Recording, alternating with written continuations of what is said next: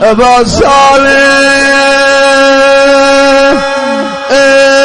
التماس دار هر کجا رفتی یاد ما باش نجف رفتی کاظم رفتی کربلا رفتی یاد ما باش مدینه رفتی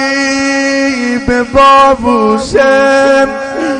قبر پیغمبر مادرت زهرا به دیدار قبر مخفی از